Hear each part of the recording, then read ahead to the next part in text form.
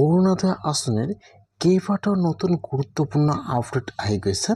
যিসকল অৰুণোদয় আঁচনিৰ বেনিফিচিয়াৰী আছে, এতিয়া কিন্তু সকলোৱে অনলাইনত EKYC সম্পূৰ্ণ কৰিব লাগিব অৰুণোদয় আঁচনিৰ, নহ'লে কিন্তু আপোনালোকে এইবাৰ অৰুণোদয় আঁচনিৰ পইচা লাভ নকৰিব।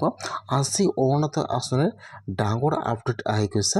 যিসকলে প্ৰতি মাহে অৰুণোদয় আঁচনিৰ পইচা লাভ কৰি আছে, যিহেতু এই মাহৰ 10 তাৰিখ আহি গ'ল, এতিয়া কিন্তু অৰুণোদয় আঁচনিৰ পইচা সোমোৱা নাই।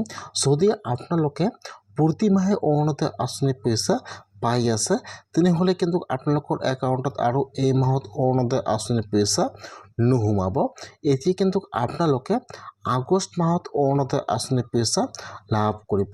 যিসকলে প্ৰতি মাহে অৰুণোদয় আঁচনিৰ পইচা পাই আছে, সেইসকলে কিন্তু জুন মাহত অৰুণোদয় আঁচনিৰ পইচা লাভ নকৰে।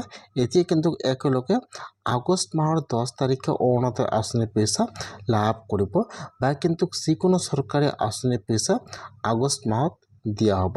সেইকাৰণে যিসকলে অৰুণোদয় আঁচনিৰ পইচা প্ৰতি মাহে পাই আছে বা যিসকলে অৰুণোদয় আঁচনিত আবেদন কৰিছে, এতিয়া কিন্তু সকলোৰে EKYC সম্পূৰ্ণ কৰিব লাগিব। যদি আপোনালোকৰ EKYC সম্পূৰ্ণ নাথাকে, তেনেহ'লে কিন্তু আপোনালোকে এইবাৰ অৰুণোদয় আঁচনিৰ পইচা লাভ নকৰিব। এতিয়া কোনসকলৰ EKYC সম্পূৰ্ণ কৰিব লাগিব, এটা কিন্তু অৰুণোদয় আঁচনিৰ নতুন লিষ্ট মুকলি হৈ গৈছে। যিসকলৰ লিষ্টত নাম থাকিব, সকলোৱে কিন্তু অৰুণোদয় আঁচনিৰ পইচা লাভ কৰিব।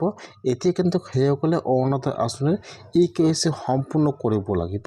এতিয়া আপোনালোকে লিষ্টটো ক'ত পাব আৰু কেনেকুৱাকৈ আপোনালোকে EKYC সম্পূৰ্ণ কৰিব লাগিব, সম্পূৰ্ণ প্ৰচেছ জনাই দি আছোঁ, চাই লওক। এইটো হৈছে কিন্তু অৰুণোদয় আঁচনিৰ নতুন লিষ্টটো কিন্তু মুকলি হৈ গৈছে। এতিয়া আপোনালোকে লিষ্টটো ক'ত পাব?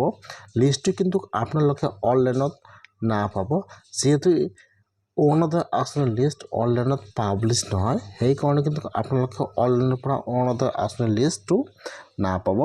এতিয়া আপোনালোকে লিষ্টটো চাবলৈ হ'লে বা আপোনালোকৰ নামটো চেক কৰিবলৈ হ'লে কিন্তু এতিয়া আপোনালোকে আপোনাৰ পঞ্চায়ত অথবা আপোনালোকৰ যিটো ব্লক আছে, তাত যে আপোনালোকে অৰুণোদয় আঁচনিৰ লিষ্টটো চেক কৰিব লাগিব। লিষ্টটো কিন্তু অলৰেডি আহি গৈছে, কোনসকলে এইবাৰ অৰুণোদয় আঁচনিৰ পইচা লাভ কৰিব বা কোনসকলে অৰুণোদয় আঁচনিৰ EKYC সম্পূৰ্ণ কৰিব লাগিব। এইবাৰ কিন্তু অৰুণোদয় আঁচনিৰ লিষ্টৰ পৰা বহুতো মানুহৰ নাম কৰ্তন হৈ গৈছে। এইবাৰ কিন্তু বহুতে মানুহে অৰুণোদয় আঁচনিৰ পইচা লাভ নকৰিব। সেইকাৰণে যিসকলৰ লিষ্টত নাম আহিছে, সকলোৰে কিন্তু যিটো ফোন নম্বৰ দিছে, তাত কিন্তু বৰ্তমান কল আহিছে। আপোনালোকৰ অৰুণোদয় আঁচনিৰ পইচা পাবলৈ হ'লে EKYC সম্পূৰ্ণ কৰিব লাগিব। কেনেকুৱাকৈ আপোনালোকে EKYC কৰিব অৰুণোদয় আঁচনিৰ সম্পূৰ্ণ প্ৰচেছ জনাই দি আছোঁ। এতিয়া কিন্তু অনলাইনত পৰ্টেলটো মুকলি কৰি দিয়া হোৱা নাই অৰুণোদয় আঁচনিৰ পইচা EKYC কৰা।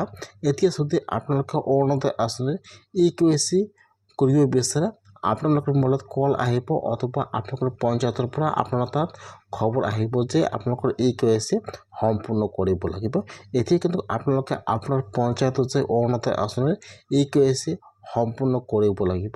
অতি সোনকালে কিন্তু EKYC আৰম্ভ হৈ যাব।